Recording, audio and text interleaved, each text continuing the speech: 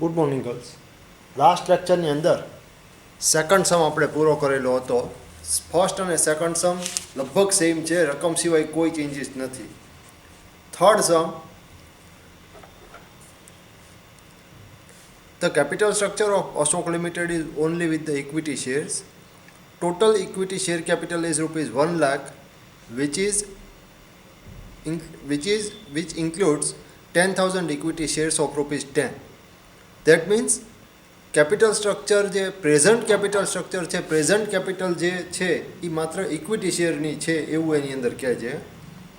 Now the company wants to expand and raise the capital additional of ₹1 lakh, for which company has 4 alternatives as under. 4 alternative additional capital જે generate કરવાની છે એની માટે છે. 1 lakh share capital, 1 lakh equity share capital તો અત્યારે છે જ, જે 10,000 ઇક્વિટી શેર્સ ઓફ ₹10 ઇચમાં ડિવાઈડ થયેલી છે. એડિશનલ જે એક્સ્ટ્રા 1 લાખ હવે જનરેટ કરવાના છે એક્સપાન્શન પર્પઝ માટે, એના માટેના ઓપ્શન્સ તમને આપેલા છે. Total capital is raised through only equity shares, A first option. Second option, 50% amount through equity shares of ₹10 and 50% amount of debenture 15% each. એટલે 50% ઇક્વિટી શેરથી ₹10 ફેસ વેલ્યુવાળા અને બાકીની જે રિમેનિંગ 50% અમાઉન્ટ રહે એ 15% ડિબેન્ચર્સ ઇસ્યુ કરીને. Third, all ₹1 lakh through issue of 15% equity shares. That means બધી amount જે ₹1 lakh total amount છે એ 15% ડિબેન્ચર્સ થ્રુ. અને fourth option, 50% amount through equity shares and 50% amount through 10% preference shares. That means 50% equity shares through અને 15% 10% વાળા preference share through. It is expected that the present earning before interest and tax of company is ₹50,000 and applicable tax rate is 50%. Give your opinion regarding the best alternative. હવે આ જે 4 alternative છે એ 4 ઓલ્ટરનેટિવમાંથી તમારી દૃષ્ટિએ કયો best alternative કહેવાય એ તમારે suggest કરવાનું છે. એની માટે તમારે ઓપિનિયન છે એ તમારો આપવાનો છે. ઓપિનિયન આપવાના જ્યારે સમ આવે ત્યારે તમારે શું કરવાનું છે કે 4ની કેપિટલ જે છે એના થ્રુ અર્નિંગ પર શેર તમારે ફાઇન્ડ આઉટ કરવાનું, અને એ જે અર્નિંગ પર શેર જેમાં મેક્સિમમ અર્નિંગ પર શેર આવતી હોય એ બેસ્ટ ઓલ્ટરનેટિવ કહેવાય. કારણ કે કંપની ઓલવેઝ મેક્સિમમ અર્નિંગ પર શેર છે એ એક્સપેક્ટ કરતી હોય કે જેનાથી શેર હોલ્ડર્સને બેનિફિટ થાય. એટલે મેક્સિમમ અર્નિંગ પર જે શેર જે ઓલ્ટરનેટમાં આવતો હોય એ ઓલ્ટરનેટ બેસ્ટ તમારા પોઈન્ટ ઓફ વ્યૂથી તમારે કન્સિડર કરવાનો રહે. હવે અગાઉના સમમાં ને આમાં ડિફરન્સ ક્યાં છે એ તમને કહી દઉં. અગાઉના સમમાં માત્ર અને માત્ર ઇક્વિટી શેર અને ડિબેન્ચર્સ જ હતા, જ્યારે આની અંદર ઇક્વિટી શેર્સ, ડિબેન્ચર્સ અને પ્રેફરન્સ શેર્સ 3 છે. એટલે પ્રેફરન્સ શેરનું ડિવિડન્ડ પણ તમારે કન્સિડર કરવું પડે અર્નિંગ પર શેર ફાઇન્ડ આઉટ કરવામાં. એ એક ઓપ્શન, એ એક ડિફરન્સ. સેકન્ડ ડિફરન્સ ક્યાં આગળ છે કે અગાઉના સમની અંદર પ્રેઝન્ટ કેપિટલ સ્ટ્રક્ચર તમને આપતા નહોતા, માત્ર ને માત્ર જે નવું કેપિટલ સ્ટ્રક્ચર છે એ જ તમારે ક્રિએટ કરવાનું આવતું. એક્સપાન્શન પર્પઝ માટે જે કેપિટલ જનરેટ કરવાની છે એડિશનલ કેપિટલ, એ એડિશનલ કેપિટલ સ્ટ્રક્ચર જ તમારે કન્સિડર કરવાનું હતું. જ્યારે આમાં પ્રેઝન્ટ કેપિટલ સ્ટ્રક્ચર એ કન્સિડર કરવું પડશે અને એડિશનલ જે ₹1 લાખ જનરેટ કરવાની છે કેપિટલ એનું પણ કેપિટલ સ્ટ્રક્ચર કન્સિડર કરવું પડશે. એટલે તમે જ્યારે number of equity shares find out કરો ત્યારે 10,000 જે એક્ઝિસ્ટિંગ ઇક્વિટી શેર્સ છે એ પણ કન્સિડર કરવાના, અને એડિશનલ જે 4 ઓપ્શન્સમાંથી જે જગ્યાએ ઇક્વિટી શેર્સ ઇસ્યુ કરે છે એ નવા એડિશનલ શેર, એટલે 10,000 existing equity share plus new equity shares, એમ કરીને total number of equity shares તમારે ફાઇન્ડ આઉટ કરવા પડે. ક્યાં આગળ? અર્નિંગ પર શેર તમે ફાઇન્ડ આઉટ કરો ત્યાં આગળ. એટલે પહેલાં અગાઉના સમની જેમ આપણે કેપિટલ સ્ટ્રક્ચર ક્રિએટ કરશું, પણ એ કેપિટલ સ્ટ્રક્ચર ક્રિએટ કરવામાં ડિફરન્સ ક્યાં આવશે કે અગાઉ આપણે કેપિટલ સ્ટ્રક્ચર ટેબલ ફોર્મેટની અંદર કરતા હતા, આ ઓપ્શન ફોર્મેટની અંદર, સેન્ટેન્સ ફોર્મેટની અંદર તમારે કરવાનું છે. હવે કેપિટલ સ્ટ્રક્ચરમાં ફર્સ્ટ પહેલું એણે શું કીધું કે ઇક્વિટી શેર્સ કેપિટલ થ્રુ દરેક એમાઉન્ટ જે ટોટલ એમાઉન્ટ છે એ total amount equity shares through issue કરે છે. તો એક્ઝિસ્ટિંગ તમારું કેટલું હતું? એક્ઝિસ્ટિંગ તમારા હતા 10,000 ઇક્વિટી શેર્સ પ્લસ ફર્સ્ટ ઓપ્શનની અંદર શું છે? માત્ર ને માત્ર equity shares through capital raise કરે છે. ઇક્વિટી શેર્સ કેટલાના ઇસ્યુ કરે છે? 1 lakh of rupees 10 each. 1 lakh of rupees 10 each એટલે 1 લાખ ડિવાઈડ બાય 10 કરો એટલે 10,000 additional equity shares plus 10,000 additional shares.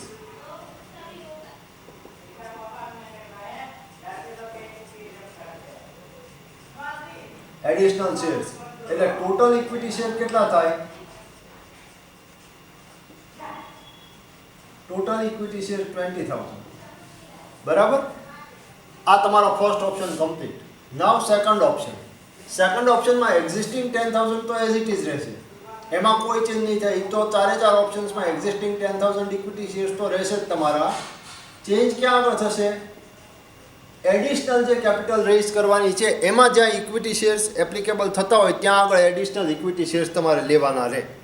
તો સેકન્ડ ઓપ્શન્સમાં 50% amount through equity share capital, 1 લાખના 50% અમાઉન્ટ જે છે એ થ્રુ ઇક્વિટી શેર્સ ઇસ્યુ કરે છે. એટલે 1 લાખમાંથી 50,000 રૂપીઝના જે ઇક્વિટી શેર્સ છે એ ઇસ્યુ કરે. 50,000ના equity shares of rupees 10 each. Equity shares of rupees 50,000 for each of rupees 10 એટલે 50,000 ડિવાઈડ બાય 10 કરો એટલે પ્લસ 5,000 એડિશનલ ઇક્વિટી શેર.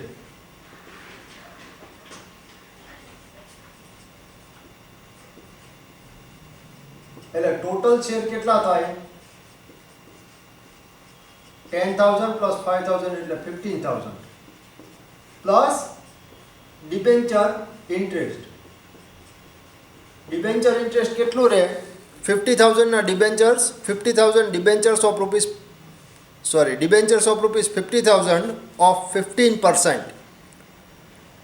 50,000 રૂપિયાના ડિબેન્ચર 15%ના ઇન્ટરેસ્ટના એટલે 15% ઇન્ટરેસ્ટના 50,000 રૂપીઝના ડિબેન્ચર્સ ઇસ્યુ કરે એટલે ઇન્ટરેસ્ટ કેટલું થાય? 50,000 ઇન્ટુ 15% એટલે 7,500 rupees interest. Interest on debentures 7,500. નાવ થર્ડમાં શું કરે છે? 15% ડિબેન્ચર્સ ઓફ રૂપીઝ 1 લાખ. 1 લાખના જે ડિબેન્ચર્સ છે એ ડિબેન્ચર્સ જ ઇસ્યુ કરે છે. એટલે એક્ઝિસ્ટિંગ ઇક્વિટી શેર્સ 10,000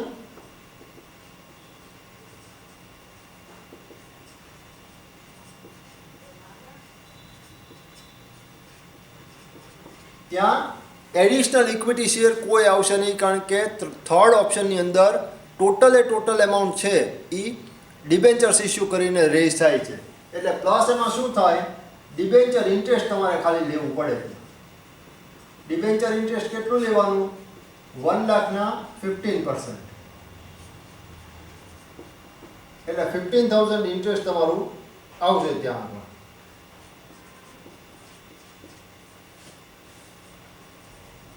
અને ફોર્થ ઓપ્શનમાં ખાસ ધ્યાન રાખજો, ફોર્થ ઓપ્શન વેરિએશન વાળો છે.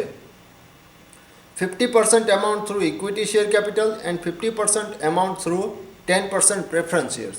એટલે 50% ઇક્વિટી શેર કેપિટલ વાળું પહેલાં સોલ્વ કરીએ તો એક્ઝિસ્ટિંગ ઇક્વિટી શેર્સ કેટલા થાય? 10,000. એ તો તમારે કીધું એ પ્રમાણે ચારે ચારમાં લેવાના જ છે.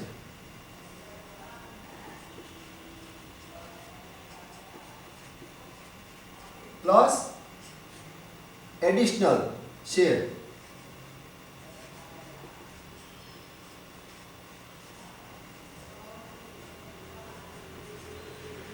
એડિશનલ ઇક્વિટી શેર્સ કેટલા છે? 1 લાખમાંથી 50%ના ઇક્વિટી શેર્સ ઇસ્યુ કરે છે એટલે 50,000 રૂપીઝના 50,000 રૂપીઝના ઇક્વિટી શેર્સ થાય. 50,000 rupees equity shares of rupees 10 each એટલે 5,000 ઇક્વિટી શેર્સ એડિશનલ એટલે total equity shares 15,000 equity share થાય. આ તમારું ઇક્વિટી શેરનું કમ્પ્લીટ થયું. પ્લસ ત્યાં આગળ ડિબેન્ચર હવે નહીં આવે, ત્યાં આગળ પ્રેફરન્સ શેર્સ આવશે, કારણ કે પ્રેફરન્સ શેર્સ ને ઇક્વિટી શેર્સ થ્રુ આખી કેપિટલ સ્ટ્રક્ચરથી ફોર્મેટ થાય છે. Plus preference share dividend. એ કેટલું થાય? 50,000 રૂપીઝના preference shares of rupees 50,000 rupees preference shares of 10%. એટલે 50,000 ના 10% એટલે 5,000.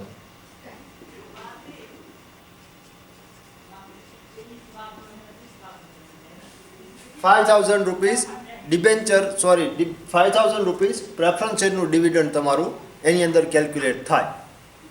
અહીંયા આગળ તમારું એક્ઝિસ્ટિંગ કેપિટલ સ્ટ્રક્ચર છે એ કમ્પ્લીટ થયું.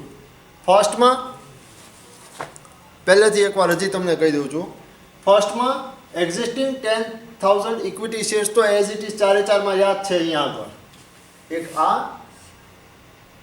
સેકન્ડ, થર્ડ અને ફોર્થ એક્ઝિસ્ટિંગ તો છે જ, બીકોઝ એક્ઝિસ્ટિંગ 1 લાખ રૂપીઝની શેર કેપિટલ છે એ તો through equity shares of rupees 10 જ છે જ. એટલે 1 લાખ ડિવાઈડ બાય 10 કરો એટલે 10,000 number of equity shares existing તો ચારે ચારમાં આવશે જ.